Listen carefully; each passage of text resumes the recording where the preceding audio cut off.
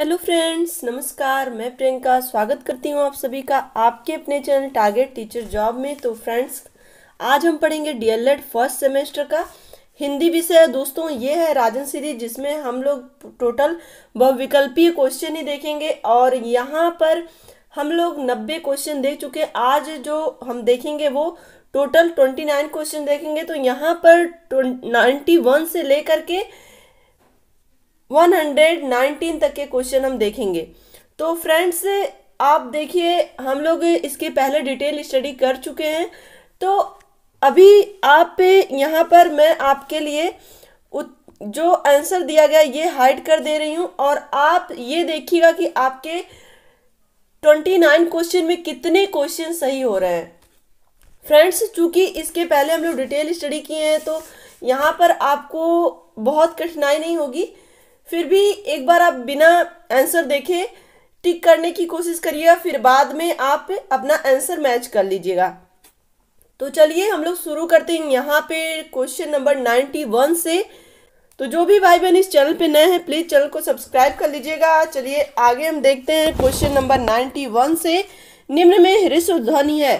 ए, यहाँ पे देखिए आई, आ, ओ, ई।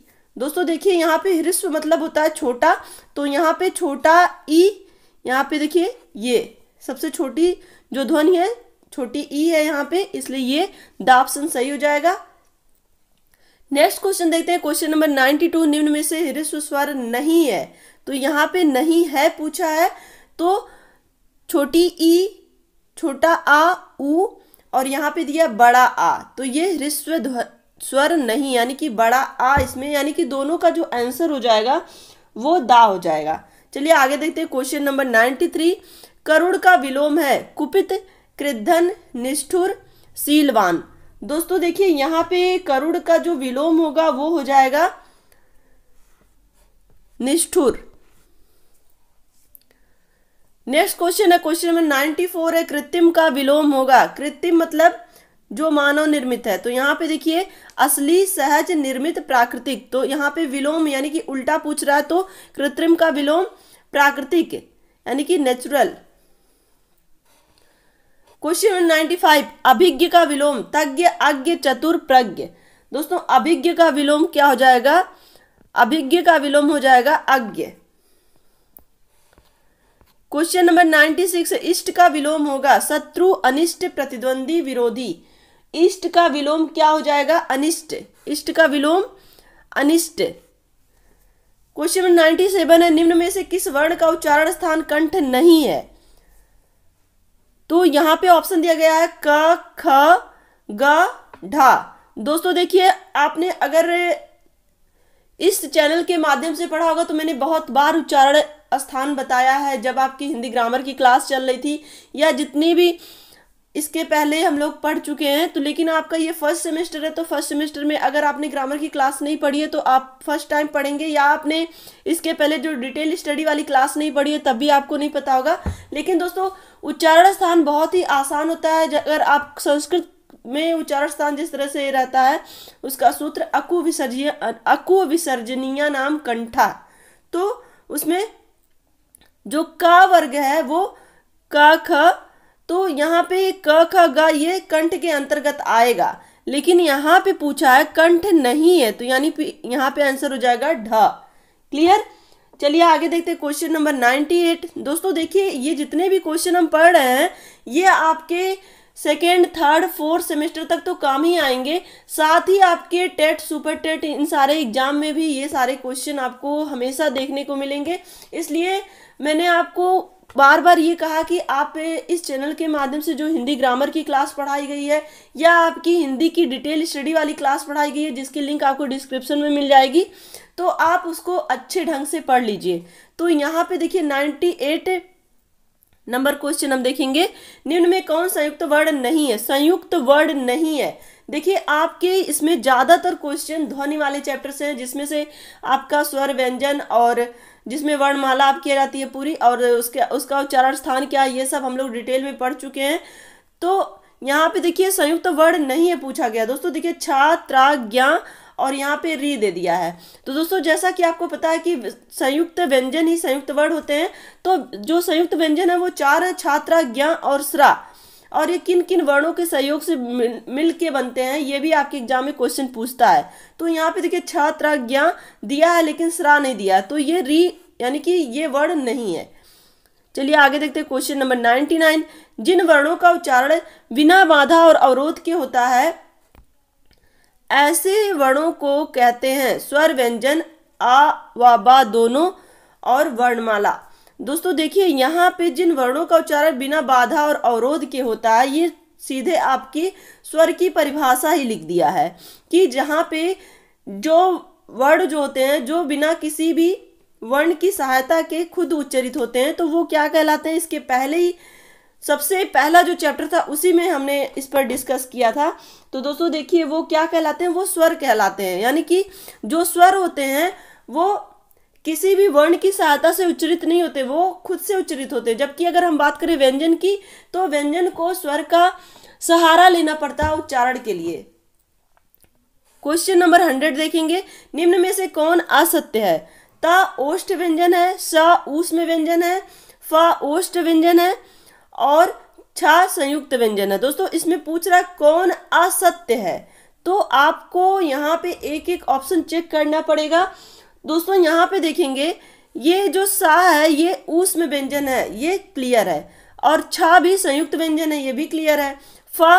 फा भी ओष्ठ व्यंजन है, ये भी क्लियर है। लेकिन दोस्तों ता, अगर आप ता बोल रहे हैं तो ता दंत है, तो यहाँ पे ओष्ठ व्यंजन नहीं है, इस वजह से ये जो असत्य हो जाएगा।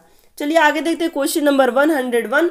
चा वर्ग है तालव्य, दंत, ओष्ठ, दंतोष्ठ। दोस्तों यहाँ पे चा वर्ग कैसा वर्ग है, आप यहाँ पे देखेंगे इचु ऐसा नाम तालु, तो यहाँ पे सीधे आपका आंसर चा उसमें आ गया, तो ये तालव्य वर्ड है। क्लियर, तालव्य वर्ग यहाँ पे है।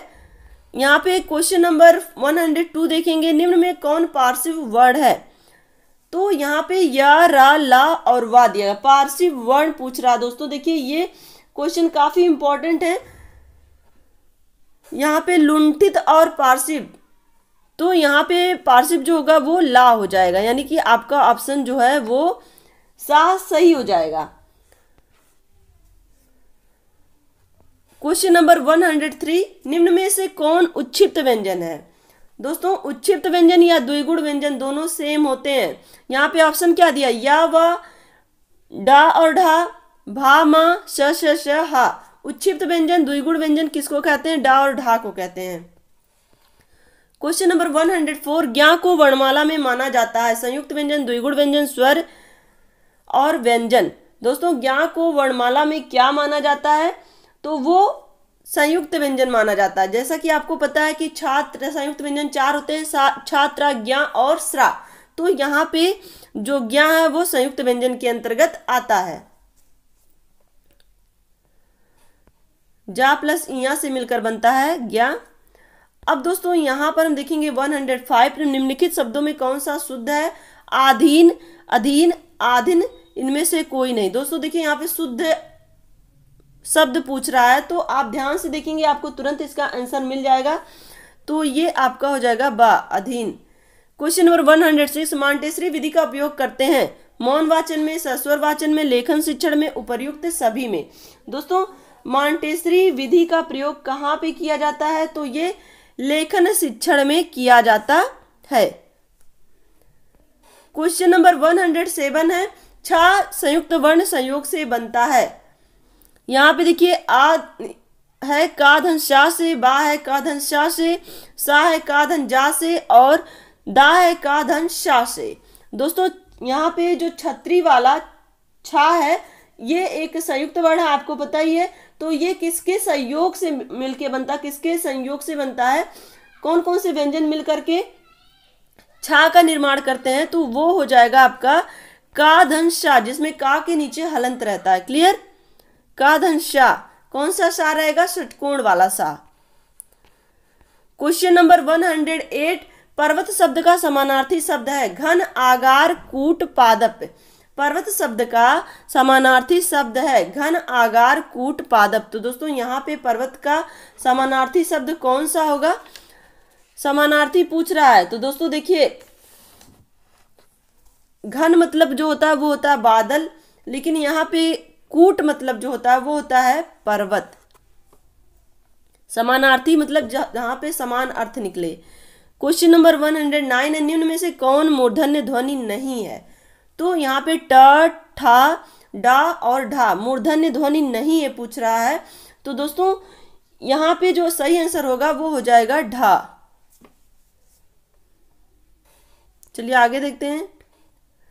क्वेश्चन नंबर 110, ध्वनि का उच्चारण स्थान के आधार पर होता है। ध्वनि का उच्चारण स्थान के आधार पर होता है। तालव्य, दंत, कंठ, ओष्ठ। दोस्तों यहाँ पे देखिए 110 क्वेश्चन क्या कह रहा है, जो ध्वनि है वो उच्चारण स्थान के आधार पर होता है। किसके आधार पर? कंठ के आधार पर।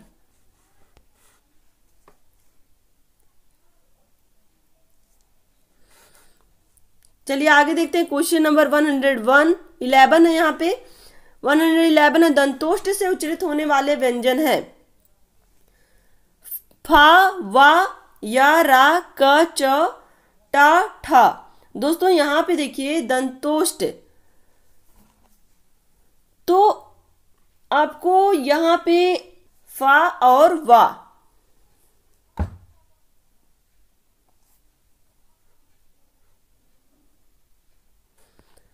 क्वेश्चन नंबर 112 संयुक्त स्वर है। संयुक्त स्वर छोटा आ, छोटी ई, छोटा ऊ, री, बड़ा आ, बड़ी ई, ऊ, ए, ओ, औ। आ तथा बा दोनों, इनमें से कोई नहीं। संयुक्त स्वर की बात यहाँ पे हो रही है। तो दोस्तों यहाँ पे जो संयुक्त स्वर है वो यहाँ पे ऑप्शन हो जाएगा बा। क्वेश्चन नंबर 113, वर्णमाला में अंतस्थ व्यंजन है। अंतस्थ व्यंजन कितने होते हैं दोस्तों? यहाँ पे देखिए 4, 5, 6, 7। तो अंतस्थ व्यंजन जो होते हैं वो होते हैं 4, य, र, ल, व। तो ये आपका य, र, ल, व ये अंतस्थ व्यंजन होते हैं। ये आपका ऑप्शन सही हो जाएगा। चलिए आगे देखते हैं। क्वेश्चन नंबर 114, स, ह कौन से व्यंजन कहे जाते हैं? स्पर्शी, संघर्षी, आ व बा दोनों, इनमें से कोई नहीं। दोस्तों यहाँ पे आपका जो सही आंसर होगा वो हो जाएगा आ व बा दोनों। श है ये स्पर्श संघर्षी व्यंजन होते हैं। चलिए आगे देखते हैं। क्वेश्चन नंबर 115, शब्दों के शुद्ध उच्चारण का विकास होता है वाचन शिक्षण के द्वारा, लेखन शिक्षण के द्वारा, आ व बा दोनों के द्वारा, इनमें से किसी के द्वारा नहीं। दोस्तों यहाँ पे जो सही आंसर होगा वो हो जाएगा शब्दों का शुद्ध उच्चारण वाचन शिक्षण के द्वारा भी होता है और लेखन शिक्षण के द्वारा भी होता है। अगर आप कोई भी वर्ड ले लीजिए, जब आप सही से लिखते हैं तभी सही से आप उच्चारित कर पाते हैं। अगर आपको लिखना सही ढंग से नहीं आ रहा है तो आप उच्चारण भी सही से नहीं कर पाएंगे। जैसे अगर हम बात करें नम्रता और नर्मता, तो दोनों में देखिए जब तक हम उसका डिफरेंस लिखने में नहीं समझेंगे नम्रता और नर्मता, तो आप उसको सही से उच्चारित भी नहीं कर पाएंगे। तो इसलिए यहाँ पे सा ऑप्शन सही हो जाएगा।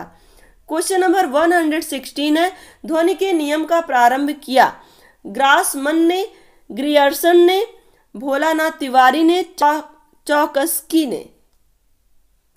दोस्तों यहाँ पे ध्वनि के नियम की बात हो रही है, तो सही आंसर क्या हो जाएगा? George Grierson. जॉर्ज ग्रियर्सन ये व्याकरण से संबंधित है, हिंदी व्याकरण से। तो यहाँ पे ध्वनि के नियम का जो प्रारंभ हुआ वो इन्हीं के द्वारा हुआ। क्वेश्चन नंबर 117, हिंदी में कितनी बोलियां प्रचलित हैं? 3, 12, 18, अनगिनत। दोस्तों यहाँ पे देखिए हिंदी में कितनी बोलियां प्रचलित हैं, तो टोटल 18 बोलियां प्रचलित हैं। क्वेश्चन नंबर 118, वर्ण दा प्लस या से मिलकर संयुक्त वर्ण बनता है।